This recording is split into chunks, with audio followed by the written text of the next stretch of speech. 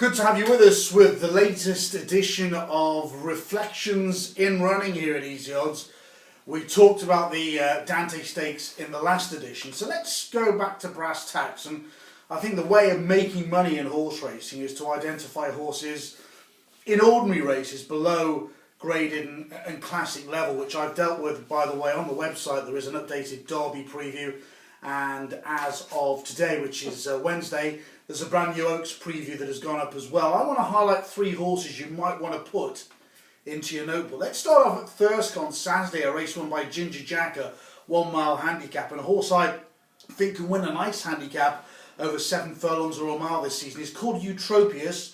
He ran off 79 on Saturday, just making late headway without being given the whole cosh by his jockey. It was his first run since he broke a blood vessel running in the Carlisle Bell last year. That was last June, and I think that could be basically the warmer for him before he goes for this year's renewal of the Carlisle Bell. If he stays off 79, I think he's going to run a solid race, Eutropius, at Carlisle. Hopefully, I think it's the second week in June.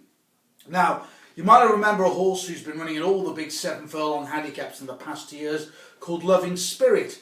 He used to be trained by James Toller. This season he's gone to Richard Fahey, and for some reason he's raced on 3 races this season on good fast ground, and he's finished down the field every time. He's still on a mark of 98.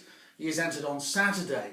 But the thing with this runner, Loving Spirit, is all of his best form, and literally all of it, apart from when he races at Kempton where he's got a good record, is with given the ground, and he just hasn't had it literally for a long time.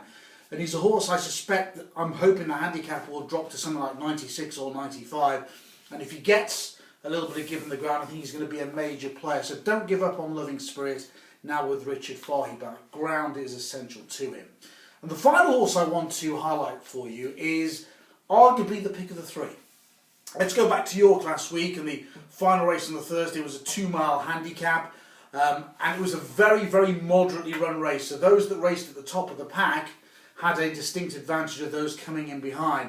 And those that came from the back, the huge eye catcher was More Keat, a horse who's been running in the top 2 mile handicaps for a long time. This is a drop in grade for him.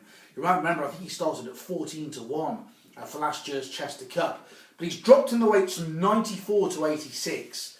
And that's a heck of a drop for a horse of his class. He needs a real stamina test over 2 miles. I'm not sure whether he'd stay 2.5 miles of the Ascot Stakes. I'm actually not sure he'd get into the race, to be honest, now, off 86. He runs York particularly well, but off this mark, he has a clear chance of winning a race when there's pace up front from the start, because he is a thorough stayer. So, Eutropius could be Carlisle Bell for him. Loving Spirit, when he gets some given the ground. And the pick of the 3 is More Keat. When he gets the run of the race, when he gets a solid pace over 2 miles, he's handicapped to win.